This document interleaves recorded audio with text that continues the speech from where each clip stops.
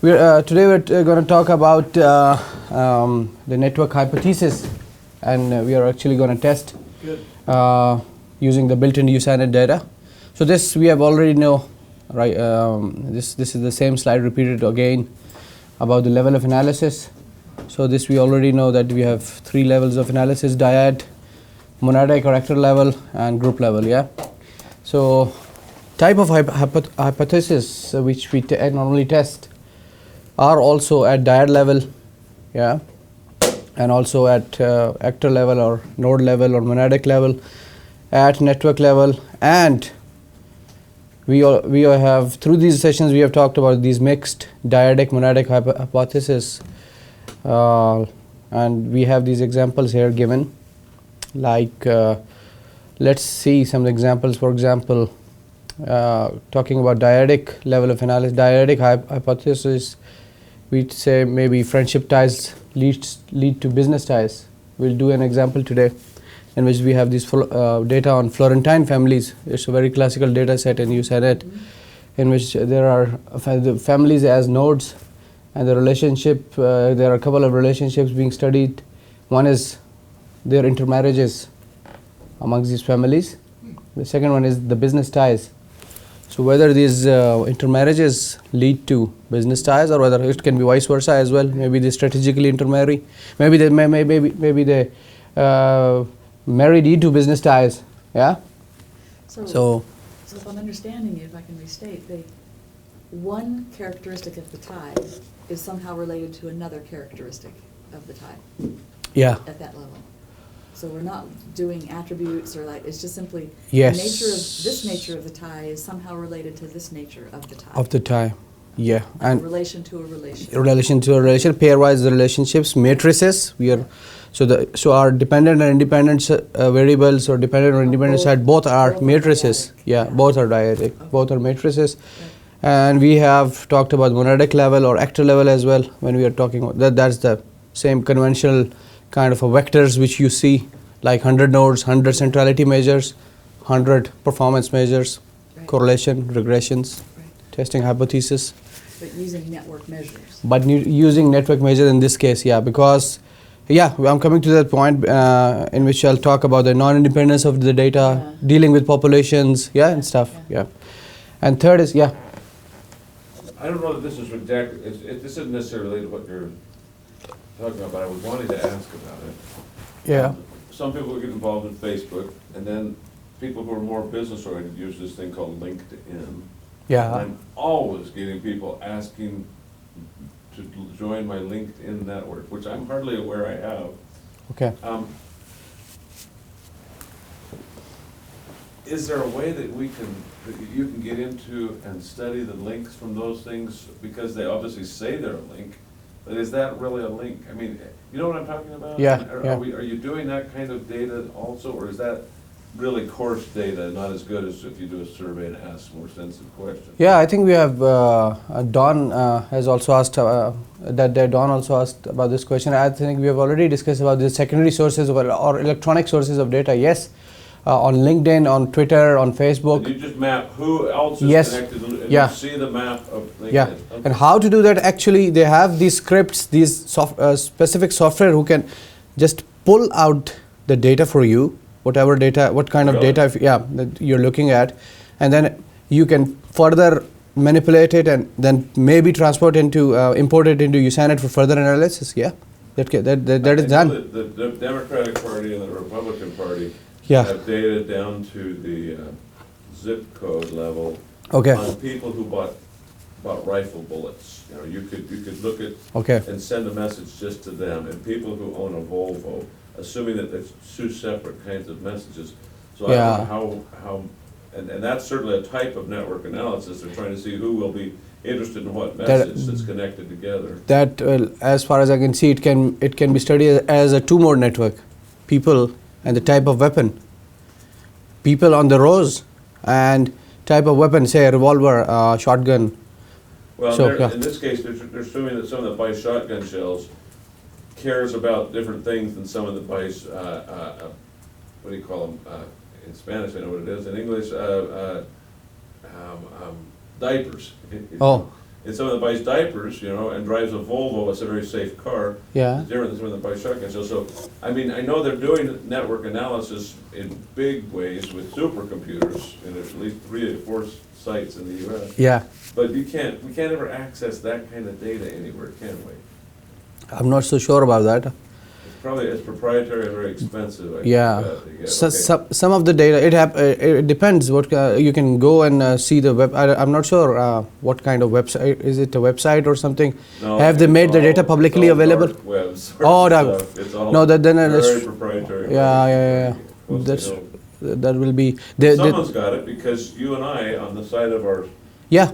browser, suddenly we get advertisements connected to what we've been buying. Yeah. I can share some papers with you on covert networks. It's more like terrorist networks. Similar kind of analysis. That's also obviously not available. They are studying that using social network analysis. You know, Okay. especially Ian McCullough also studied that. Being a former military guy, he studied those covert networks. So yeah, I think I should. Since you talked about something that could go in and grab data, Yeah. I just wondered what we could do. Yeah, I think I should start making these points. Yeah, I have them here, like Scott's was. I need to send some negative ties and something about covert networks now to you. And to Don also, I need to send. If you send that email to me, won't I be on some kind of no-fly list now? Then I won't be able to come back to the U.S. because they'll be monitoring my email. So be careful what you do with that. You know what I'm talking about? There's just any email that talks about networks and terrorists and things. Be careful. No. So okay, I'll send. Then I'll just send you. I travel in South America. Yeah, I know. All right. And to Don, I need to send how to get dead out of Facebook and Twitters. Yeah, I have all these points. I'll once I go back, or once I have these 3 days, I'll start working on what I have to do. And to Charles and Graham, I have to send something as well. A more benign thing would be, could you get access to AERA's membership rolls and their significant interest groups, and do that sort of thing? Interesting. Yeah. All right, Okay, so network level, we have also discussed, maybe we have 100 teams, so we have 100 networks, and we say, okay, density of a network leads to better time to solution. Yeah, so these are the hypotheses you begin with from the literature searches. Yeah, and then you test them. Yeah, and this also looks like a vector, 100 networks and 100 density measures, 100 time to solution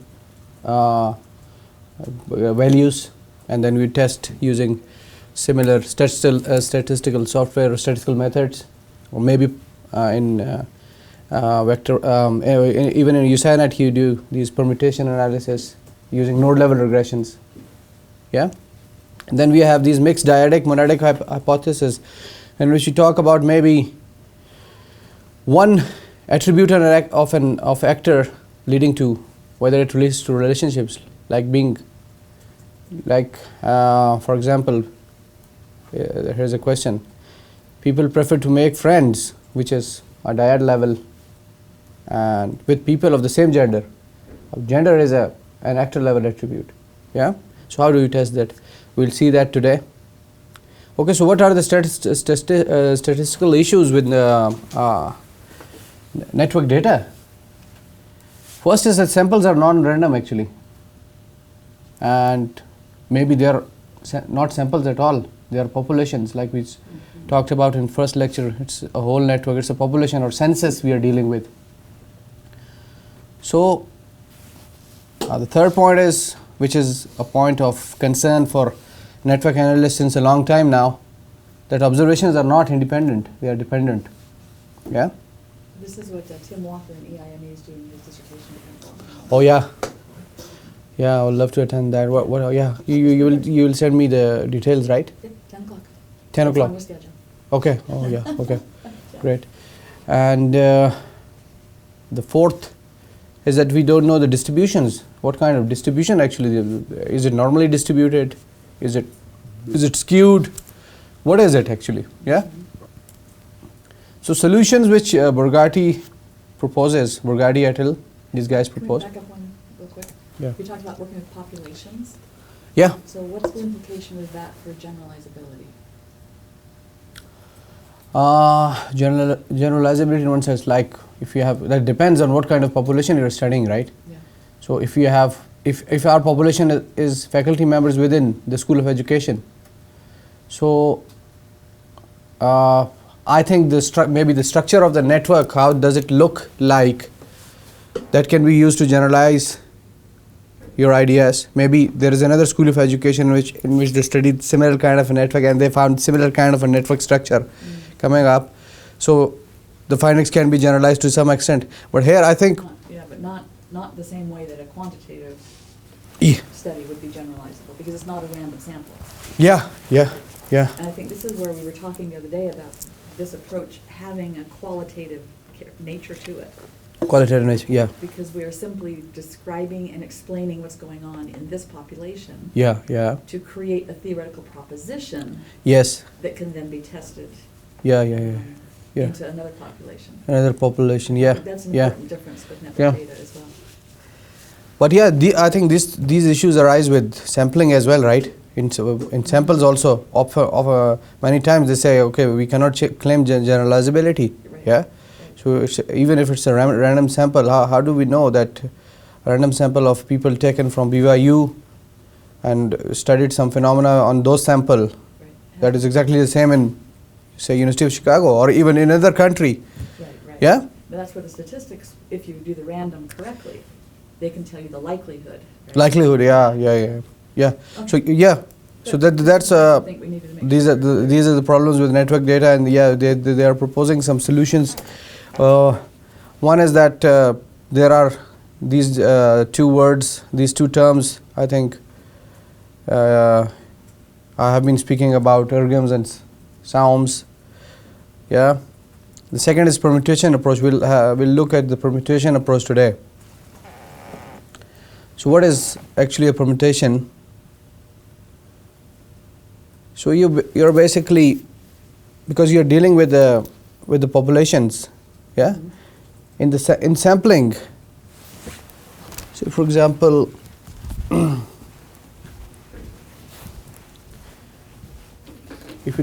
sampling, if you have a sample size of n equal to 100, say, yeah, and you have a population, say its distribution is normal, and you take a sample of size 100 from this population, and you found out that, okay, maybe age and height, there are two variables, and you found out that the correlation between the two variables in this sample is, say, 0.620, yeah, and then how do you now it's just a correlation, right? And for significance, you see this is rho. That's how you do the significance test, right? So you are actually testing the probability. From this population, there can be many samples of size 100 taken, right? Mm-hmm.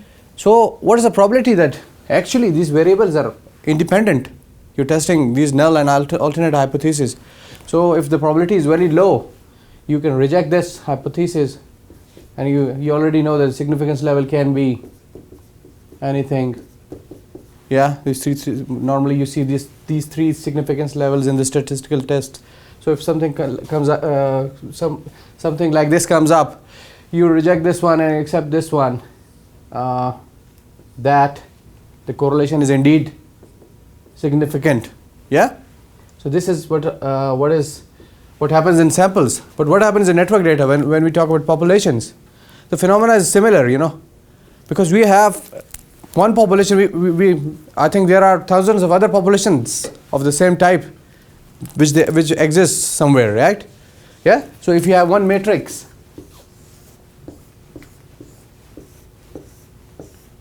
like this, say, of friendship ties,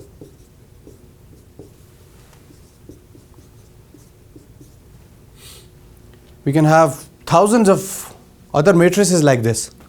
So that is how they calculate the p-value or the significance level using permutations. What is a permutation? Permutation is like simulations. We'll see that. Yeah, you see? It's written in the thousands of permutations of the actual data. You are actually simulating. So I've heard one time that it was like they take the rows and they just mix up all the rows. Yeah, yeah. Different ways. Yeah. So that they don't match the actual, but they create other possible patterns, yeah. And they see whether they are whether the correlation which came out between two matrices is whether it's independent or whether it's dependent. They test similar kind of hypothesis, but now they are testing these. They're using these permutations to test, and they see those proportions at large or proportions at small. So proportion at large is what you call a significance test in case of network data. We will see that what's happening. It's written somewhere. You see? So these are some of the steps that you get the observed test statistic. Yeah. For example, correlation between two matrices, and then you construct a distribution of test statistics under null hypothesis. And this is the question which Professor Haidt asked. Okay, what is permutation? Thousands of permutations of actual data. You have this rows and columns. You mix it up with 1,000 different combinations, and it depends on the value you give it. Sometimes you can. It depends on what computational power you have. Maybe sometimes you can give it 50,000 permutations, 10,000 permutations. So it's like you see that will be 10,000 different combinations of rows and columns of the matrix, and they finally calculate a proportion. So you see the fourth point, they count the proportion of statistics on permutated data that are as large as the observed one. So that is your p-value. And in the literature, they're talking about just one significance level. I'm not sure about that. They just talk about 0.05 as their significance level in such data, but I'm not so sure why. They should have 0.01 and 0.10 as well. Yeah. Yeah. So yeah. So, but in the book, I saw they rejected one hypothesis, which had the p-value of 0.06 something. But for me, it's still acceptable at 0.10 level of significance. Yeah. So that's how it goes. And so let's test some dyadic hypothesis where you said it now. So you see, let's correlate two matrices now. No, and I'm not going to. I'll just listen. I've got 15 more minutes before my student comes. Yeah. So let's correlate two matrices. So what are we doing here? We are modeling the values of a dyadic dependent variable business ties using multiple dyadic independent variables such as marriage ties or friendship ties, etc. Yeah. See if they're correlated. If they are correlated. But right now we're going to do the Florentine data. So yeah, so this is what's the data called. Data is called Paget Florentine families. So it's like we see there are two hypotheses which we can infer from the data. Either families doing business with others tend to have marriage ties, yeah, or maybe there are strategic intermarriages. Families having marriage ties with each other tend to have business ties. Yeah, it can be either way. So correlation is it can be relation. There is a relation, not causation. Not Yeah. Right now we are just testing a correlation, and we will also do causation kind of hypothesis. We will also test that using regressions. Yeah. So this is how it goes. If you have USANET, you go to data and unpack the Paget data set. And so how do you do that again? So you go to... So you do... Will it bug you if I look over your shoulder? Data unpack. Please. First of all, Don't expect maybe any suggestions. Hey. What to do. Maybe initially you need to see, okay, what's going on? Well, what's the Paget data set all about, yeah? So this is the Paget data set in the default USANET folder. Check it out. What is it actually? Just get a feel of it. And let me meanwhile open the description of this data.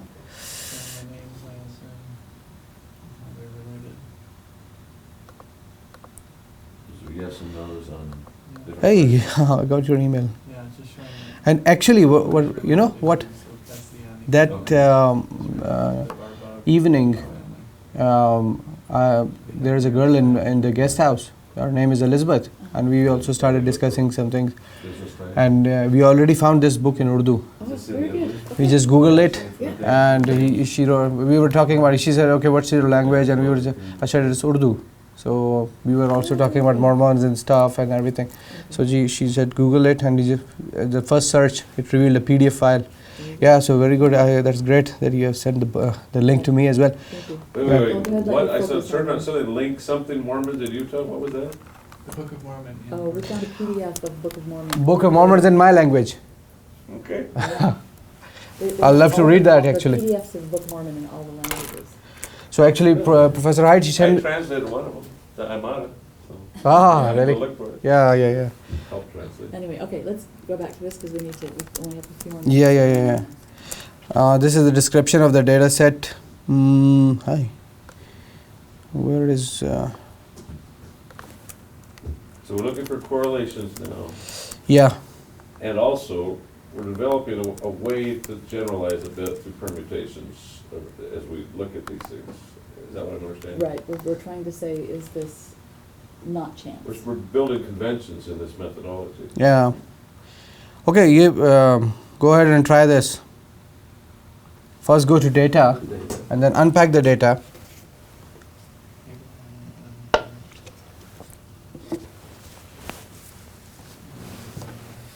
So when you get when you unpack that, yeah. Hey, what is that? This was the wiring one which you had initially, right? Yeah. And then So you go and ahead and put H? page it. Yeah, it's always H. It always picks this one. Actually, there are two files created, .h and .d files. Okay, so you have these two, right? So these two will be unpacked now. What are they called? These are the GM is the marriage ties and GB is the business tie. Yeah. So next step, try to follow this step. What happens? Tools, testing hypothesis. Yeah, dyadic and QAP. QAP correlations. Okay. QAP correlation. So try to correlate these two matrices, and here you can see the number of permutations. The value you can increase. Right now we have this value of 5,000. Maybe you can put 10,000 and see what happens. Maybe you can put 50,000 and see what happens. Yeah. Zero crash. So I put in. So by 5,000 it means I think it will permute 5,000 similar matrices using different combinations and come up with the significance level, right? Yeah. QAP is also a very exciting approach to proceed with if you test some data, what I've been discussing with few faculty members. Yeah, we can test the hypothesis at the dyadic level as well. And tumor network is also a very exciting proposition to go ahead. Yeah, if you test something, tumor centrality is a very exciting thing. I mean, so if you get some hypothesis related to tumor network centrality, yeah, that'll So the Pearson correlation says 0.3719. How much? 0.3. 0.3. 0.37. Yeah, and here you see if you can make it. Yeah. So this one is, see, proportion at large 0.0006. That's exactly the significance level. Yeah. So yeah. So this is how it works. So they are related. They are correlated and also significantly correlated. This correlation is reasonable, yeah, 0.372. Yeah, definitely. Not bad. So we can say that, yeah, indeed, there is some correlation between marriage and business ties. And it was tested at dyadic level of analysis. Both were matrices. And you did the permutation. Maybe you can check 10,000 permutation, what happens. That is all up to you. Your experiment, what kind of, you can play around with it as you feel like. But this software is only $40, so each and everyone can easily purchase. Yeah. It's $40 for a year or for good? Or For good. That's good. $40 for students, I think. For Oh, yeah. faculty is $60. Oh, it might be 60. Yeah, 60 is not so much. So you're getting Gave the same result. similar result? You went to 10,000 or 11,000? 11,000. I got for 50,000. I got these results. You see, the significance is better. Oh, yeah, P. 50,000 Right. permutations. Yeah. Yeah. It does, it drops down. So now we can go ahead and test some causal hypothesis, causation instead of correlation. Okay. So we have another data set called Crackard high-tech managers. Mm. Okay. Yeah. Mhm. So we have advice-seeking ties and friendship ties, and who reports to whom ties. So if you can go ahead and now just start playing that, go ahead and display the Crackard high-tech managers data set and see what does it reveal. If I go here, Is it Crackard AD or Crackard FR? it's Crackard. Hold on. No, Crackard. neither. Crackard high-tech. Oh, that's when it's unpacked. No. I think it High-tech? exists, I think. It's the high-tech one? It's a high-tech one. Yeah. Okay. It's a high-tech one. And you can see the advice, friendship advice ties, Exactly. the friendship ties, the reports to ties. Okay. Yeah. Yeah. So you can go ahead, and what we are testing here is whether friendship ties and reporting ties, whether they lead to advice-seeking ties. Makes some sense, maybe. Sure. Yeah. Yeah. So you seek advice from those from your friends, maybe, or you seek advice from your reporting higher-ups, or who if you're reporting to someone, maybe you seek advice from them too. So we are testing this hypothesis whether it's significant or not.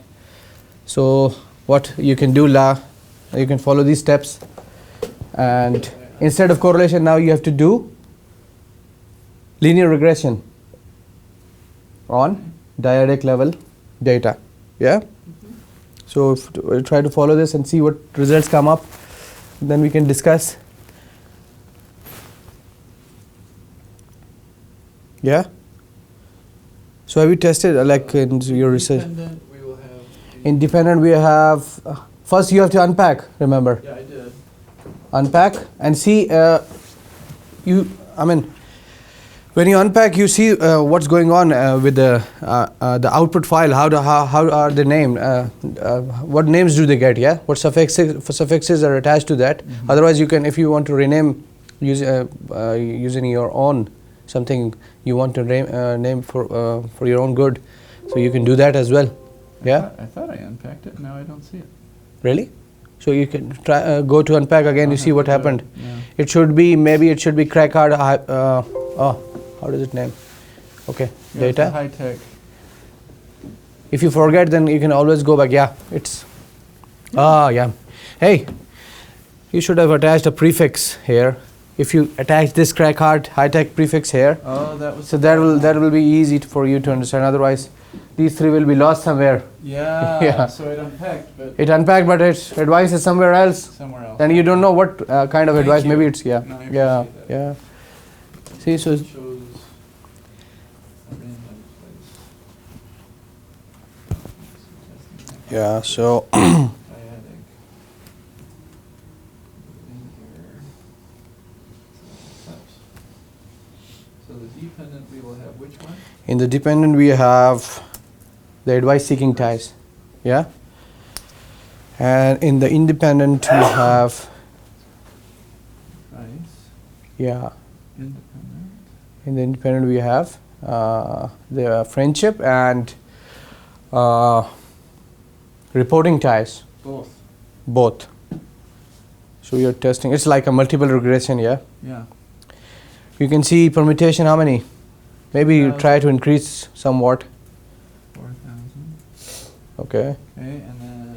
Yeah, rest is the same. No need to. Yeah, rest. Default, We are default. interested in T statistics and one-tailed tests. Okay, what happened there? Something like this comes up maybe. Yes, sir. Same thing. Same? I love it when we get the same results. That's cool. My one was 10,000 permutations. And what's going on here? And Yeah, so it's can you infer something from this results? What happened here? reports to is much more predictive than friendships. So your line Yeah. in terms of advice is more important than your friendships. It will Yeah. probably depend on the type of advice you're seeking. So if your data had that kind of thing. Right.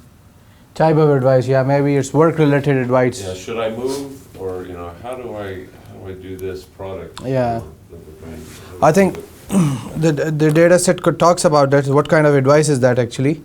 Let's go ahead and check it out. Crack hard high-tech managers. Let's go and see or crack. Yeah. What kind of advice are they talking about? That's a very good question actually. Well, it doesn't matter, just to say that it depends on what your data says and what you would hypothesize. Yeah, we need to read this paper. What kind of advice, specific advice? I think it must be work-related advice. If Work-related you're advice. asking, where do I go to get in my country an illegal abortion, that's the one type of advice. Yeah. Versus, how do I raise sales for our sport drink? You know, that's a different type of advice. Yeah. I'm glad you're laughing. Yeah. No. Hey, Yeah. lawyers, we see this kind of stuff all the time. That's awesome. Yeah, well, this is work-related advice. Yeah. That's cool. Yeah. So something like this comes up. And if you read enough articles, you'll see how they report the methodology and the steps they took, because this isn't exactly normal statistical tests we're doing. This is permutation. It is, Yeah. but you're doing it on network ties. So Yes. you need to stay in the literature and see how they report these methodologies, how you write them up for Yeah. people. Yeah. But I think this permutation approach is also applied on samples. Can be applied, obviously. Yes. It's the same phenomena I can see. A population size of say infinite size. We don't know the population size. We get a sample of 100. There can be millions of samples of size 100 from various combinations. Yeah, from that population. So even the traditional analysis can be permutations as well. Yeah, Yeah, and permutations is creating the randomness. creating that randomness. Yeah, and that I think that the bootstrapping techniques and these kind of techniques they actually apply this permutation based approach, right? Bootstrapping. Yeah. So you can also see other statistics like which are very traditional, like R square, adjusted R square. So adjusted R square is like the R square is not too much.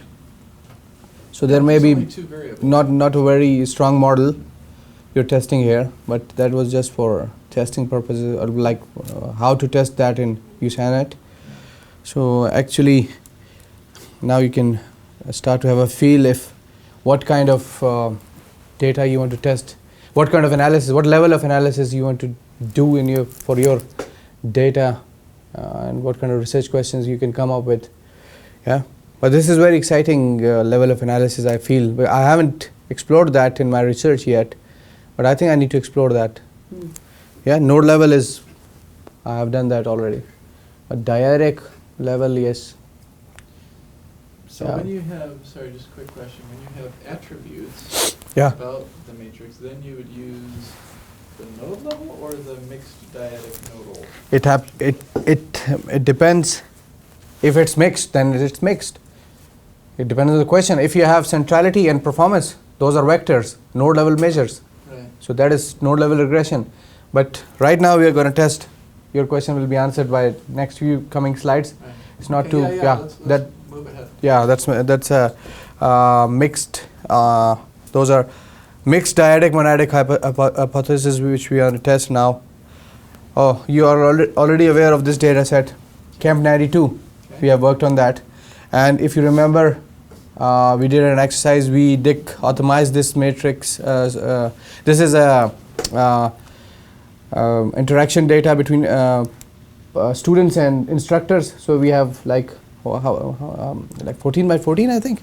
Yeah, we'll see that. Anyways, so it was taken week 1 and week 2 and week 3. We have 2 time periods in which the data was collected. Who interacts with whom, and to what intensity? If you remember, 1 to 17. So 1 was the 17 was the least, and 1 was the most. We dichotomized it using less than or equal to 3. Yeah. So there must be a file created called camp92. There's something. Did you do that? If you have done that, yep. Then we want to test whether gender homophily.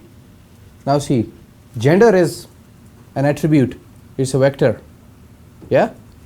But what are we saying here? Gender homophily leads to formation of ties in week 3, while controlling for ties in week 2. We'll control for ties in week 2, and what we are testing is whether gender homophily leads to formation of ties in week 3. So how we are going to do that? Let's follow these steps. So first, you see, have you created this one, camp92 LE? I think I did already, but I can just do it again just in case. If you don't, then let's go back and quickly see what happened there in that lecture. Yeah, I already have those. You have? Yeah, so Perfect. that's good. Yeah, so just go ahead and unpack that. I did, and then we go to tools, test hypothesis. No, not yet. Oh, go to Not yet. Second point. Now, right now, we have a vector and a matrix. Mm-hmm. So how can we just go ahead and test that? We have to convert that attribute vector into a matrix actually. What happens here?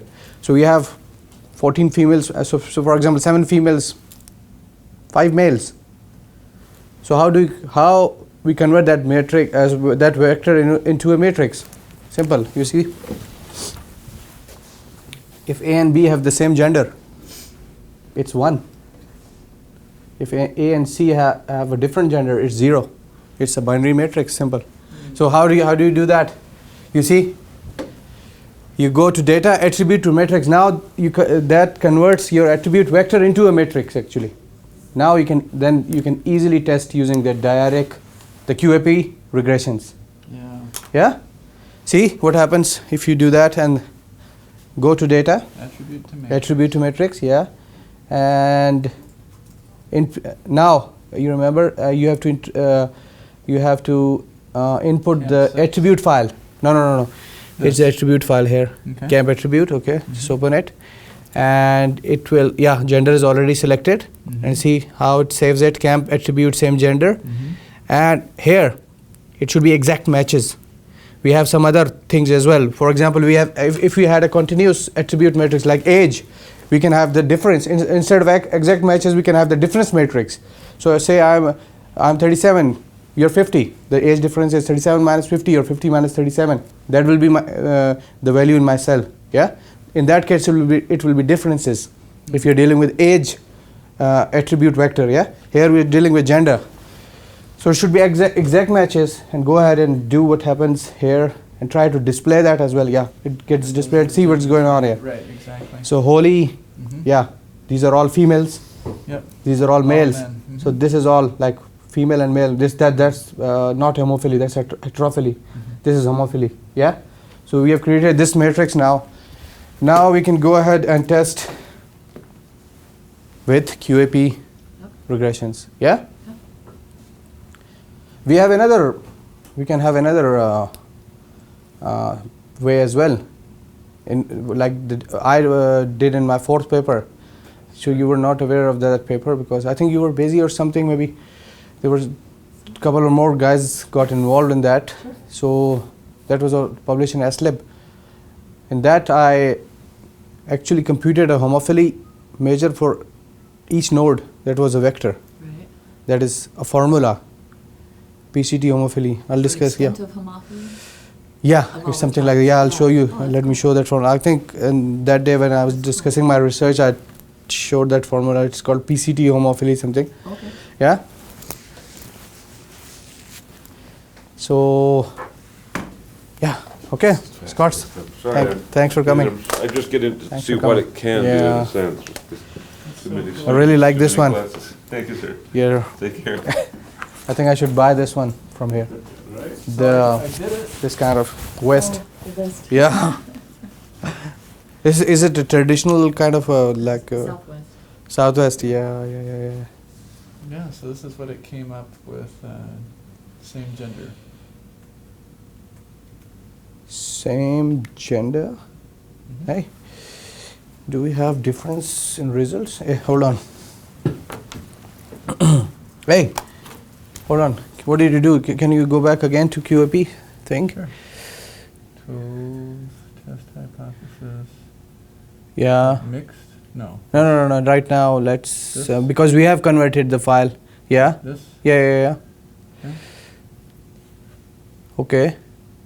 Oh, Huh. I didn't control for the initial. No. But also, yeah. But in the dependent variable, you should have week 3 ties. Oh. Not Chem 92. How are you supposed to test that? Chem 92 contains week 2 and week 3 ties both. Both.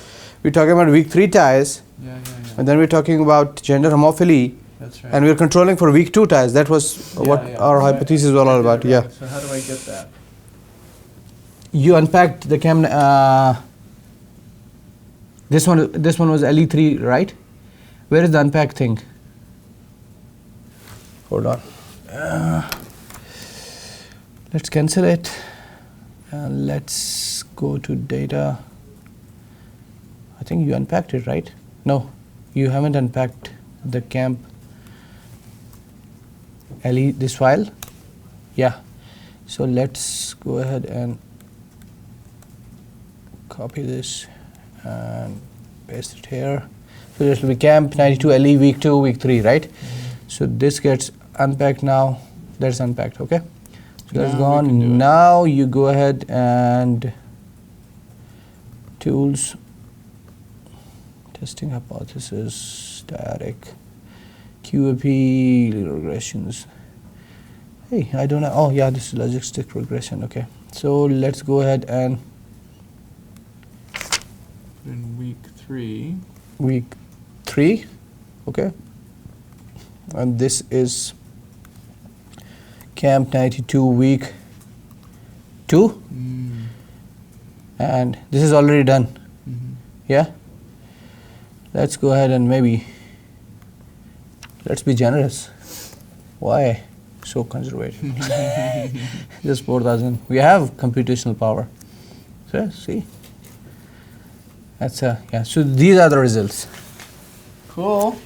So now we can see. I think it's significant, right? Even in the presence of week 2. Yeah, that means that You do indeed tend gender to- homophily. Yeah. Dang it. People of the same gender, people of the birds of the same feather flock together. Right. Yeah, birds of feathers flock together, or birds of the same feather flock together. Birds Same of feather. a feather. Yeah. So Birds of a feather. Birds of a feather. Meaning the same. Yeah. yeah. So I think that sums it up. The session was I planned the session. We can have many other things, node level and everything, Yeah. but you have to go as well. I'm So sorry.